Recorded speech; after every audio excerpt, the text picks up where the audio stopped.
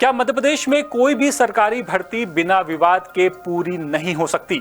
आखिर वो दिन कब आएगा जब विज्ञापन निकलने से लेकर नियुक्ति तक की प्रक्रिया निर्विवाद रूप से अंजाम तक पहुंचेगी? ये सवाल इसलिए उठ रहे हैं क्योंकि हाल ही में निकला मध्य प्रदेश पुलिस आरक्षक भर्ती 2025 का जो विज्ञापन है उस पर संकट के बादल गहराने लगे हैं। कर्मचारी चयन मंडल यानी कि ईएसबी ने जो विज्ञापन जारी किया उसकी रूल बुक में महिला आरक्षण को लेकर गंभीर सवाल उठने लगे हैं। कहा जा रहा है कि पुलिस महकमे के अधिकारियों ने रूल बुक तैयार करते वक्त बड़ा झोल कर दिया, जिससे सीधे तौर पर महिला उम्मीदवारों के आरक्षण पर असर पड़ेगा। अब ये गड़बड़ी किसी खास मकसद से की गई या गलती से हुई, इस पर फिलहाल अफसरों ने चुप्पी साध रखी है।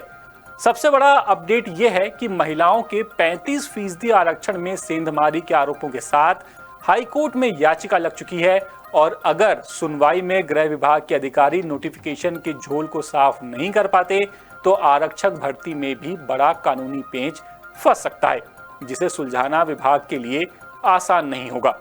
आखिर क्या है ये पूरा मामला? देखिए भोपाल से हमारे ब्यूरो चीफ संजय शर्मा की ये रिपोर्ट।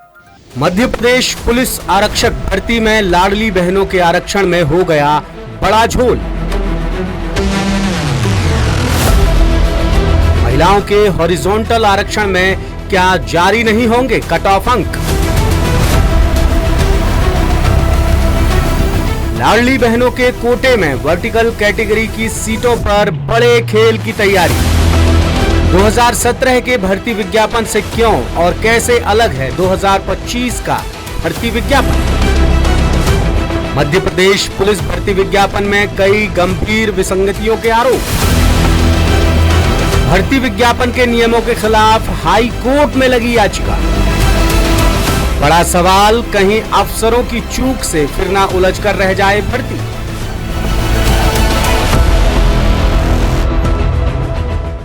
मध्य प्रदेश के हजारों लाखों नौजवान लंबे समय से पुलिस आरक्षक भर्ती का बेसब्री से इंतजार कर रहे थे, जिसका नोटिफिकेशन 13 सितंबर को जारी हुआ और 15 सितंबर से ऑनलाइन आवेदन शुरू हो गए।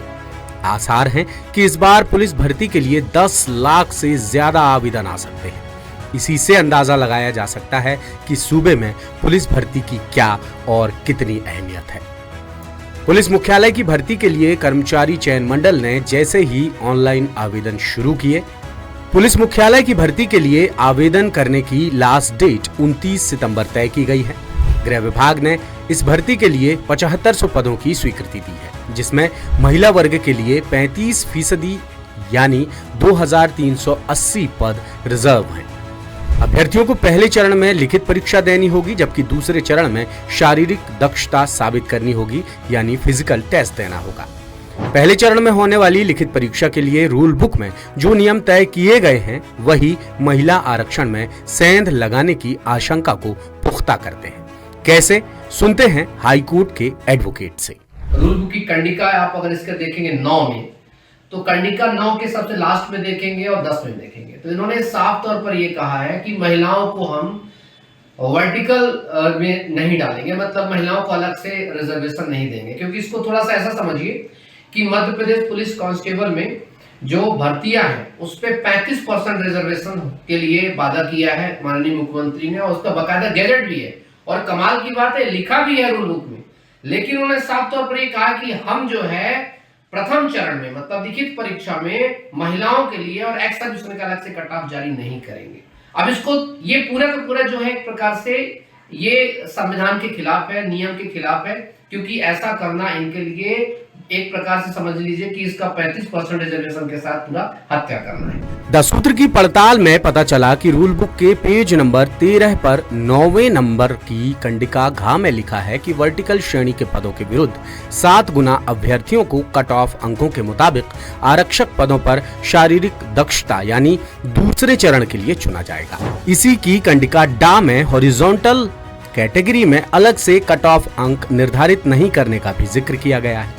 इसी हॉरिजॉन्टल कैटेगरी में महिला आरक्षण भी शामिल है, यानी लिखित परीक्षा में महिला उम्मीदवारों को पुरुषों से कंपटीशन करना होगा। इसमें चयन के बाद उन्हें शारीरिक दक्षता का अवसर मिलेगा, यानी फिजिकल टेस्ट में जाने का मौका मिलेगा और यहाँ पहुँचने के बाद ही उन्हें मेरिट में आरक्षण का फायदा मिल सकेगा।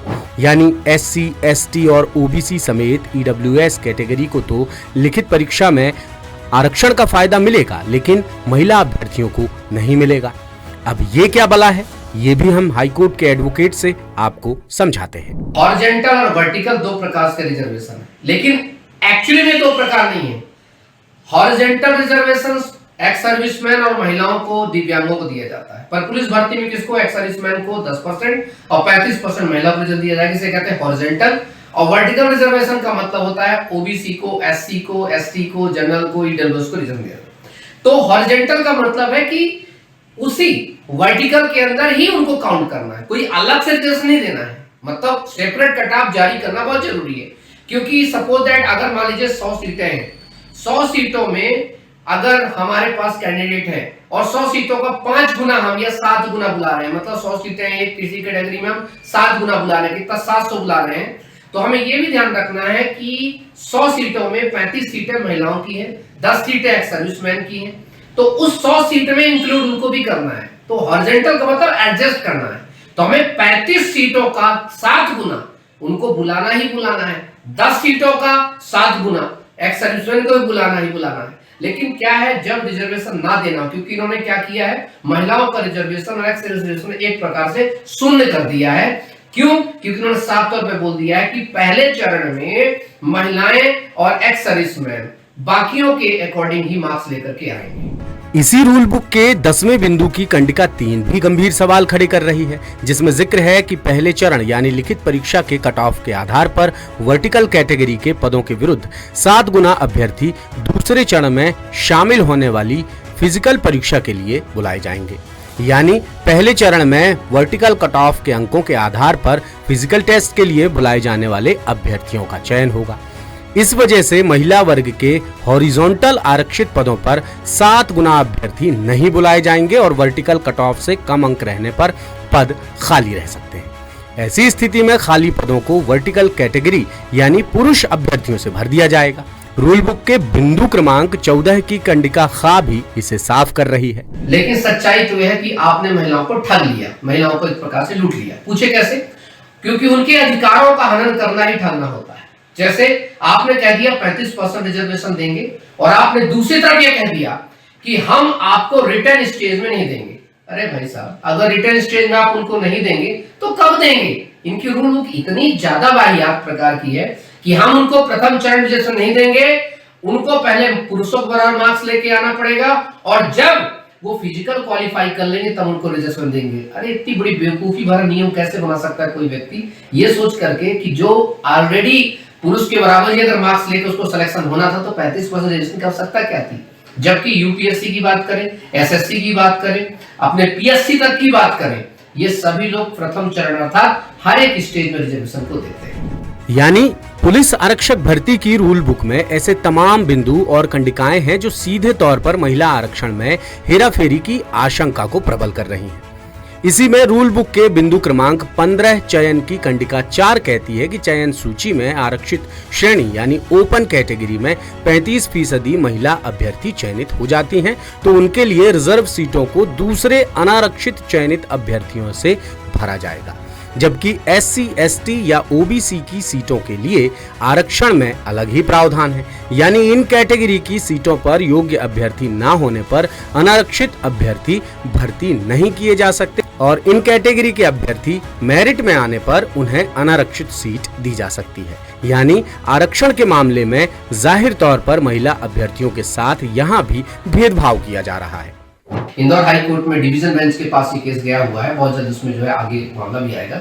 उसमें यही बताया गया है कि चाहे एग्जाम के कितने भी चरण बना दिए, मैं कह रहा हूं 10 चरण बना दिए जाए, लेकिन जो अनुपात है सीटों का उसको खत्म नहीं किया जा सकता। चाहे इंदिरा साहनी जजमेंट की बात करें, अनिल कुमार गुप्ता की बात करें, राजेश डेहरिया की बात करें, सौरभ यादव जजमेंट की बात करें, जितने भी जजमेंट्स हैं वो भी यही कहते हैं और साफ तौर पे कहते हैं कि जो रिप्रेजेंटेशंस है वो डिस्टर्ब नहीं होना चाहिए और वर्टिकल के अंदर ही हॉरिजॉन्टल अर्थात पुरुषों के जो दूसरे की जो कैटेगरी है SC, ST, OBC के अंदर ही हॉरिजॉन्टल जो कैटेगरी काउंट होनी चाहिए और उसके साथ आप अलग उसको नहीं कर सकते, उस आशा से। इन्हीं तमाम विसंगतियों के खिलाफ हाई कोर्ट में याचिका लग चुकी है। इंदौर हाईकोर्ट बेंच में महिला अभ्यर्थी ने याचिका लगाई है, जिसमें बताया गया कि भर्ती प्रक्रिया के कितने ही चरण क्यों न हो, लेकिन आरक्षण का अनुपात तो नहीं बदला जा सकता।